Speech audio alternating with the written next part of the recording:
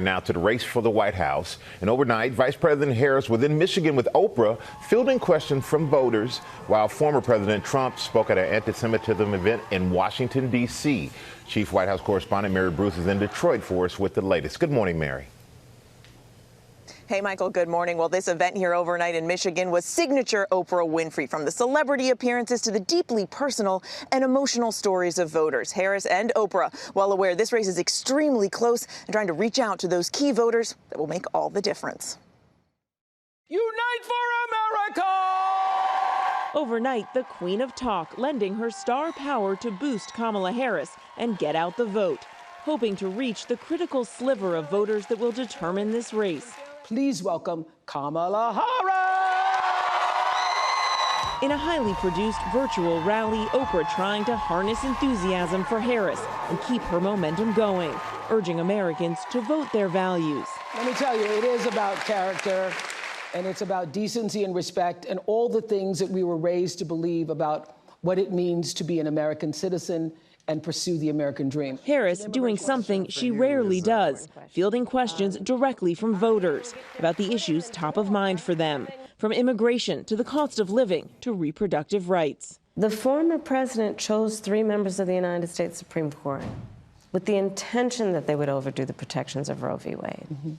And they did as he intended. Speaking out for the first time, the family of Amber Thurman, the 28-year-old mother who was reportedly the first publicly known woman to lose her life as a result of Georgia's abortion ban. You're looking at a mother that is broken. The worst pain ever that a mother, that a parent could ever feel. According to ProPublica, after a medical abortion, Amber suffered from a grave infection, but doctors waited 20 hours to operate. By then, it was too late. I'm just so sorry. The word over and over again in her mind is preventable. Yeah. So is she on death's door before you actually decide to give her help? That's the problem. Is that what we're saying? Yeah. And on the issue of gun violence, Oprah noting Harris herself is a gun owner. I'm a gun owner. Tim Walz is a gun. I did not know that. If And I thought somebody that was breaks in powerful. my house, they're getting shot. Yes, yes, I hear that. I hear that. Probably should not have said that. But My staff will deal with that later.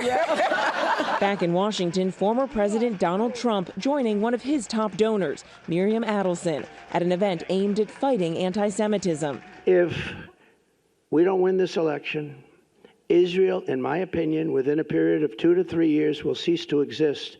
It's going to be wiped out. The former president has said Harris, quote, doesn't like Jewish people and repeatedly attacked Jews who support Democrats and Harris.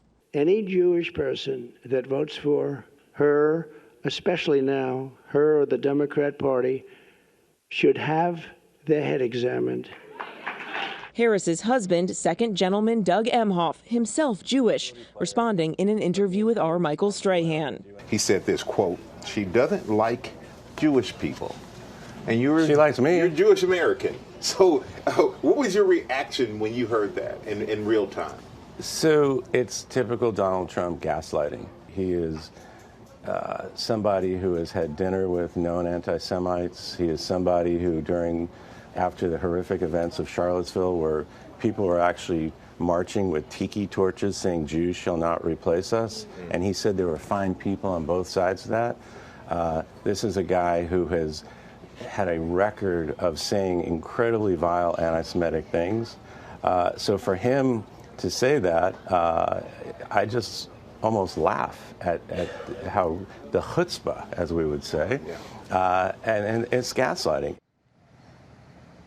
Harris now heads to Georgia today for a big abortion speech in Atlanta. She'll again be highlighting Amber's story and the very real consequences of what she calls Trump's abortion bans. She then finishes the day in battleground Wisconsin. Trump is off the trail today, but back out in North Carolina tomorrow, Michael. All right, Mary, thank you so much.